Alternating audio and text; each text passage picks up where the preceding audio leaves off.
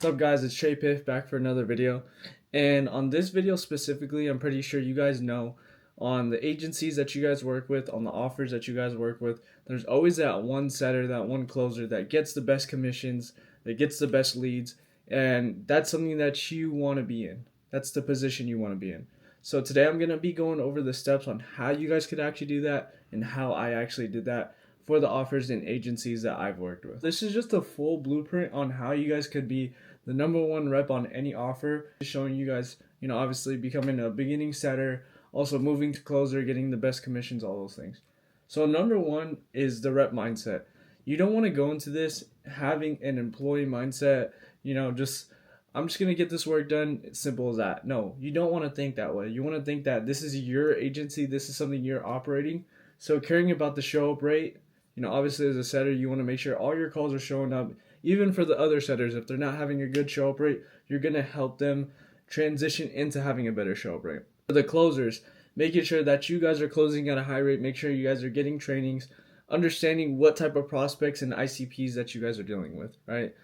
And just the client's experience. At the end of the day, you guys are onboarding these people into a program, and you got to make sure that they're satisfied, that they understand that this vehicle is going to help them get to the goals that they want.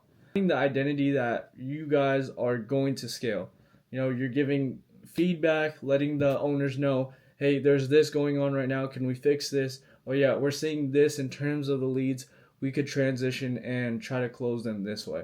So this is how you guys could all get feedback and grow as a team and not just look at it as an employee view.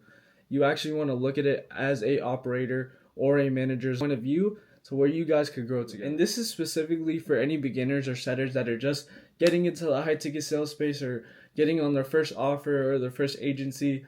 I'm telling you, the effort that you put in is literally going to show to the owner, the operator, the managers, that you just have to understand that the effort that you're going to be putting in is going to play a big part on where you end up.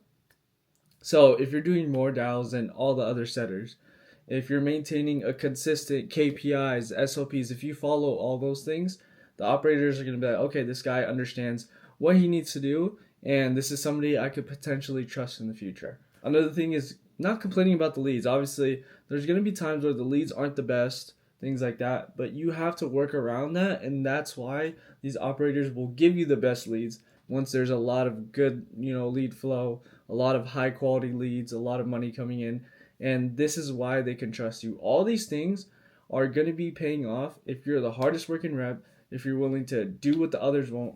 Literally waking up early. This is what I used to do. I used to wake up early, get on the dials, and literally call throughout the day. And that's how I was able to get the best leads and also make the best commission out of all the setters. Phase 3, showing up to any meeting, having a good attendance, always being on the go, responding fast is another reason why these operators will trust you and how you could be the best rep on any offer.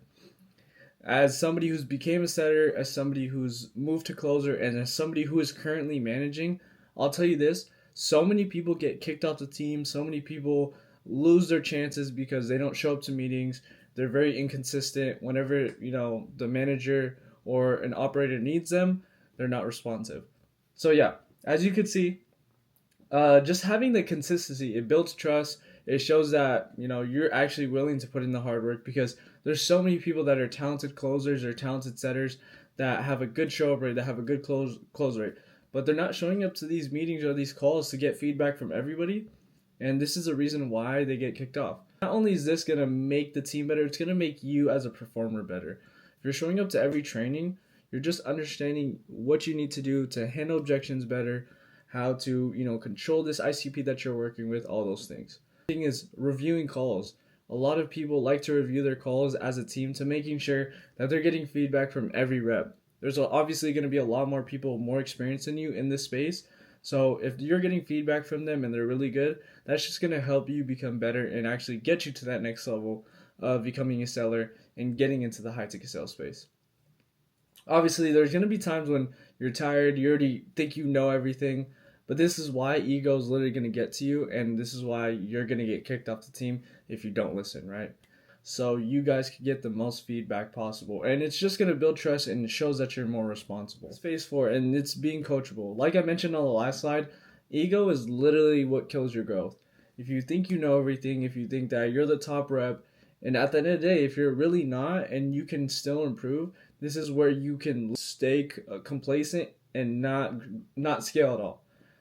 And being coachable is literally how you're going to accelerate to the next level. Say if you're a setter right now and you want to become a closer, being coachable and learning the skills and having an open mindset is how you're going to get to that next level. This is exactly what I did. When I first started setting, I wanted to train. I wanted to, get feedback from my setting calls 24/7. Not only that, I was still a setter, but I wanted to join the closer meetings because I wanted to obviously become a closer as soon as possible and make the best commissions possible. So like it says right here, asking for feedback, also applying feedback to others. Obviously, you're going to know what you need to say in terms of the setting calls once you start training a lot. So giving feedback, listening to your call reviews, not getting, defensive. Because at the end of the day, these people are here to help you, and this is for you guys to scale as a team and even build your skill. Things you want to, avoid is blaming leads. Obviously, there's going to be times where the leads aren't good. Somebody just hangs up on payment, but that's going to happen. But you can't always blame the leads because you're not going to get better if you keep doing that. Yeah, don't blame the leads, don't blame the prospects, and don't blame the offer. Uncoachable reps are the reason why they get replaced. There's always going to be somebody better than you, but as long as you're coachable and you're willing to get better, this is how you could get to that next level. Offer mastery. One thing that's super important is not all offers are going to be the same. There's going to be a fitness coaching offer, there's going to be a trading offer, and things aren't going to run or be the same in terms of the ICP or the people you're going to be talking to. That's why mastering which offer that you're on or the agency that you guys are working with and understanding what clarity on in that offer. Obviously you're going to be dealing with the most common objections, what people hesitate about the most. And that's exactly why you want to understand what is actually going on, what makes people truly want to buy, and why deals literally fall down off the table. Because, for example, if somebody is doing fitness coaching, one thing that people have the hardest time dealing with is actually following a meal plan, spending that amount of money on buying chicken every week, buying rice every week. They'd rather just go get fast food. So these are different things that you're going to be dealing with depending on your offer. So you have to realize that you have to master these things, understand what you're getting into. So it's going to be a lot easier for you to actually close these deals and set these deals. Yeah, so literally studying call recordings, analyzing, what leads won, what leads lost, and making sure that you're understanding the main objections word for word and being able to handle those. So mastering the offer is super important. As number 6, emotional consistency. There's going to be times where you're having a really good day, a really good week, high commissions, good leads, and the next week it just falls to shit. You aren't making the money that you want to be making. And that's why controlling your emotions is super important. Emotion, control your emotions, because at the end of the day, say if you have a lot of leads that aren't closing and you use that emotion, it's literally going to keep dragging you down. You're digging yourself in a deeper hole. So, and it's the same thing going for the high wins, You don't want to celebrate too much. Use that same energy every single day to where you can start having consistent days. If you have a bad day, this day you have a good day this day. Continue to bring the same energy so it can start to have a consistent flow, and don't let your emotions get to you in terms of having bad leads, having bad closes, or good closes, stuff like that. Have a very good emotion and bring that every single day so it's not dragging you to where you're having bad deals consistently for the rest of the week.